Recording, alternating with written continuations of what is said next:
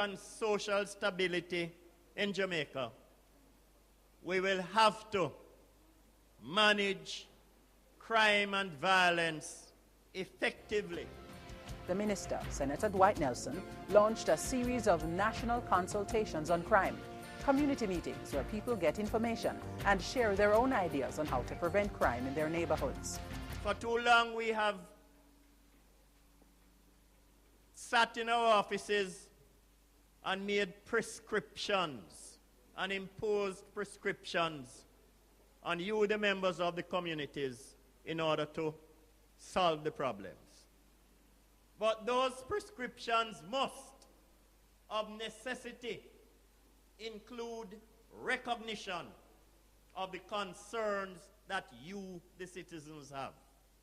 Under the Citizen Security and Justice Program, 89 people from inner-city neighborhoods in Kingston benefited from a parenting program. There were also opportunity fairs to empower residents in some communities.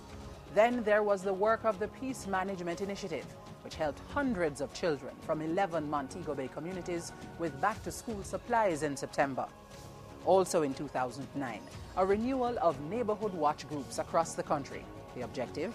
To re-engage the youth and reclaim communities. In the meantime, the National Security Ministry continued to see some success in its Safe School program. The Violence Prevention Alliance also targeted school children in its Peace for Prosperity campaign launched in February. As part of the broader crime prevention drive, there were efforts last year to reduce the number of repeat offenders. The ministry launched the Jamaica Reducing Reoffending Action Plan, or JRAP, to help offenders who have already served time to stay out of trouble. The plan also helped deportees to find their place in society.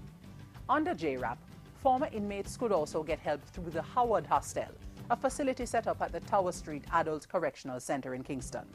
Besides those programs targeting ex-convicts, there were efforts to improve the rehabilitation program for those still serving time. The 2009 Inmate Work Program was launched in March with a 2-day cleanup exercise in Portmore, St. Catherine. The program was also expanded last year to include both men and women. In October, the Correctional Services Department announced that it had begun to look at ways to provide more income-earning opportunities for inmates. The idea is to help them provide for their families that in many cases are falling apart. A unit was established back in July to deal specifically with the children of inmates. That and other initiatives caught the attention of Prime Minister Bruce Golding, who congratulated the department for its service. We have some people who are providing a service that is so critical in this society, is to be able to even hold together and to stay on the rails. And therefore, even as we identify those of you who have served for 10 and 20 and 30 years this evening, I think that the real purpose of this evening is to honor all of you for the tremendous service that you give, service that goes without gratitude, service that goes so often unappreciated, unrecognized, and unheralded. And if it is just for one evening, let us salute you for the service that you are giving and for the contribution you are making to your country.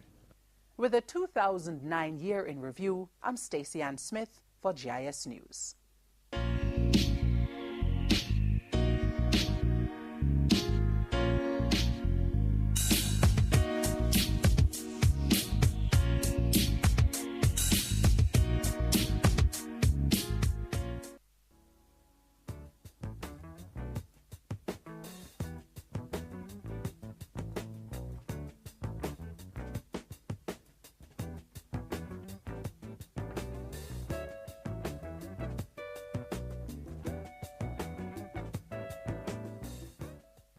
That's the end of today's program. Remember, in all you do, give thanks. Send us your comments or questions to Jamaica Magazine at jis.gov.jm.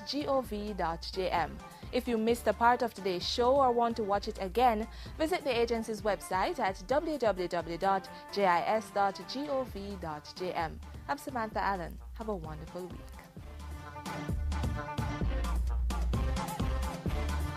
This has been a production of the Jamaica Information Service, the voice of Jamaica.